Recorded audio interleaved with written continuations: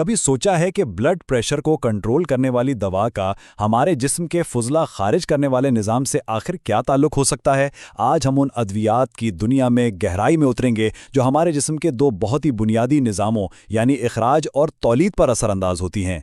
ये वो दवाएं हैं जो सेहत के बड़े बड़े मसाइल से लेकर ज़िंदगी के सबसे नाजुक लम्हात तक हर जगह अपना अहम किरदार अदा करती हैं। तो आइए मिलकर दरियाफ्त करते हैं कि ये आखिर काम कैसे करती हैं।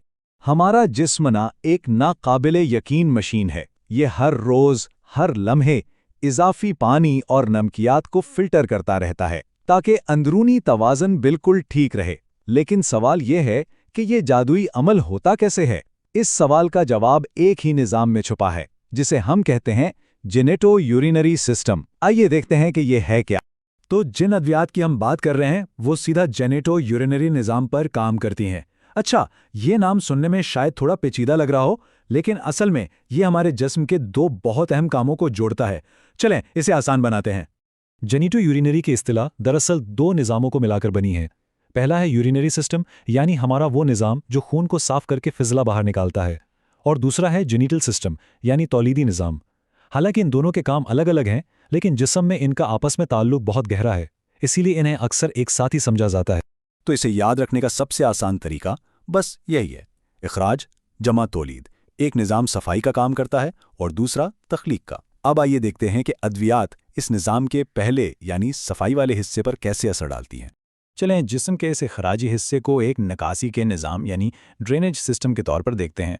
जब इस सिस्टम में दबाव बढ़ जाता है तो जाहिर है हमें इसे कम करने की ज़रूरत पड़ती है, और यहीं पर अद्वियात की एक ख़ास किस्म काम आती है जिन्हें हम डायूरेटिक्स कहते हैं। इसको यूं समझें, अगर हमारा जिस्म एक घर है तो खून की नालियां उसकी पाइपलाइंस हैं। अब जब इन पाइपों में पानी का दबाव बढ़ जाए यानी ब्लड प्रेशर हाई हो जाए तो खतरा बढ़ जाता है। डायूरेटिक्स एक बेहतरीन ड्रेनेज सिस्टम की तरह काम करती हैं। ये इजाफी पानी और नमकियात को जिस्म से तेज़ी से बाहर निकाल देती हैं, जिससे इन पाइपों पर दबाव फौरन कम हो जाता है। तो ये डायूरेटिक्स काम कैसे करती हैं? ये सीधा हमारे किडनियों को टारगेट करती हैं और उन्हें ज़्यादा नमक और पानी खारिज करने पर मजबूर करती हैं, जिससे पेशाब की मिकदार बढ़ जाती है। इनका सबसे बड़ा इस्तेमाल हाई ब्लड प्रेशर यानी हाइपरटेंशन का इलाज है, और चूंकि हाई ब्लड प्रेशर फालिज और दिल के दौरे की एक बहुत बड़ी वजह है, तो ये अद्वियात असल में लाखों जिंदगियां बचाने में मदद करती हैं। अच्छा, डायूरेटिक्स की भी कई किस्में हैं और हर एक का अपना खास काम है। मिसाल के तौर पर थायाजाइड्स रोज़मर्रा के ब्लड प्रेशर को कंट्रोल करने के लिए सबसे आम हैं, लेकिन अगर कोई इमरजेंसी हो जैसे फेफड़ों में पानी भर जाए तो डॉक्टर्स लूप डायूरेटिक्स इस्तेमाल करते हैं जो बहुत तेज़ी से और बहुत ताकत से काम करती हैं। कुछ डायूरेटिक्स का मकसद तो बिल्कुल ही अलग होता है, जैसे कार्बोनिक एनहाइड्रेज इनहिबिटर्स जो आंखों के अंदर दबाव कम करने के काम आती हैं, और एक खास किस्म है पोटेशियम स्पेयरिंग, जिसकी अहमियत हम अगली स्लाइड में देखेंगे। यहाँ एक बहुत ही अहम फ़र्क वाज़े होता है। देखें, ज़्यादातर डायूरेटिक्स जब इजाफी पानी और नमक को जिस्म से निकालती हैं तो साथ में एक ज़रूरी मिनरल यानी पोटेशियम भी बहा ले जाती हैं। अब पोटेशियम दिल की धड़कन और पट्ठों के लिए बहुत ज़रूरी है, इसलिए इसकी कमी खतरनाक हो सकती है। यहीं पर पोटेशियम स्पेयरिंग डायूरेटिक्स काम आती हैं।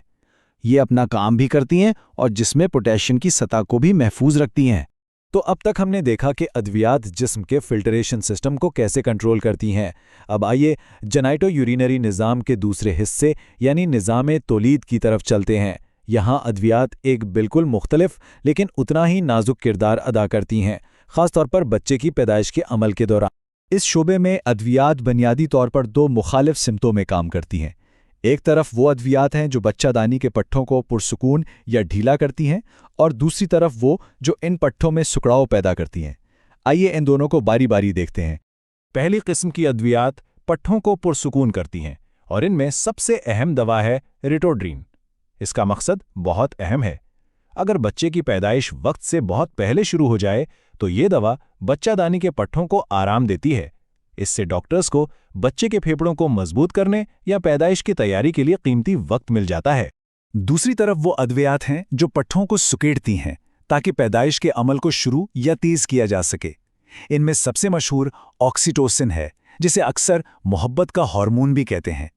ये कुदरती तौर पर होने वाले सुकड़ाव की ही नकल करती है। बाकी दो अर्गोटैमिन और मीज़ोप्रोस्टोल ज़्यादा ताकतवर हैं और आमतौर पर पैदाइश के बाद खून बहने को रोकने के लिए इस्तेमाल होती हैं, क्योंकि ये ना सिर्फ बच्चादानी बल्कि खून की नालियों को भी सख्ती से सुकेड़ती हैं। ठीक है, तो हमने जिस्म के निकासी के निज़ाम से लेकर पैदाइश के अमल तक का एक सफ़र किया है। आइए अब इन तमाम मालूमात को जोड़कर देखते हैं कि हमने अहम तरीन बातें क्या सीखी हैं। तो आज की गुफ्तगू के 3 बड़े टेकअवेज ये हैं। पहला, जेनेटो यूरिनरी निज़ाम एक मुश्तरका निज़ाम है जो ज़िंदगी के 2 बुनियादी अमल यानी सफाई और तख्लीक दोनों को कंट्रोल करता है। दूसरा, डायूरेटिक्स जैसी अद्वियात हमारे जिस्म के अंदरूनी प्लम्बिंग को ठीक करके खामोशी से ब्लड प्रेशर जैसी बड़ी बीमारियों से बचाती हैं। और तीसरा, तौलीदी निज़ाम की अद्वियात हमें पैदाइश जैसे कुदरती अमल पर एक बेमिसाल कंट्रोल देती हैं, जिससे माँ और बच्चे दोनों की हिफाजत को यकीनी बनाया जा सकता है।